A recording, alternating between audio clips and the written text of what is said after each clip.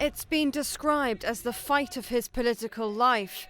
UK Prime Minister Keir Starmer doing all he can to cling on to his premiership. I should not have appointed Peter Mandelson. I take responsibility for that decision, and I apologise again. If I had known before he took up his post that UKSV recommendation was that developed vetting clearance should be denied, I would not have gone ahead with the appointment. Former Minister Peter Mandelson failed a key vetting process, but was still appointed as UK ambassador to the US, despite his relationship with paedophile Jeffrey Epstein.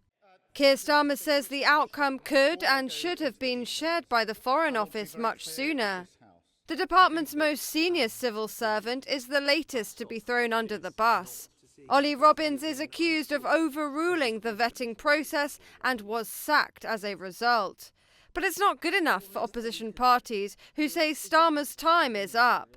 His reputation is at stake. Everyone is watching. It is finally time for the truth.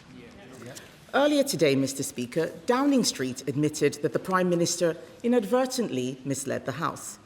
The Prime Minister has chosen not to repeat that from the dispatch box.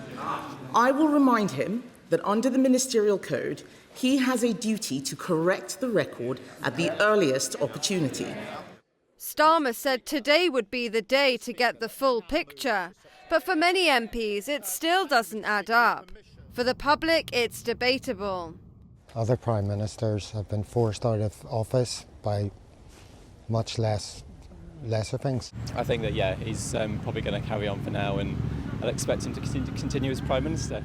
Brits will head to the polls in a few weeks' time for the local elections. The Mandelson fallout is likely to be seen in the results. The Prime Minister may have survived the day, but will he survive the week? Keir Starmer would have hoped that shifting the blame would have made all of this go away.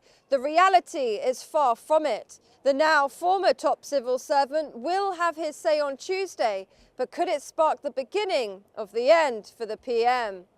Shadia Edwards-Dashti, TRT World, London.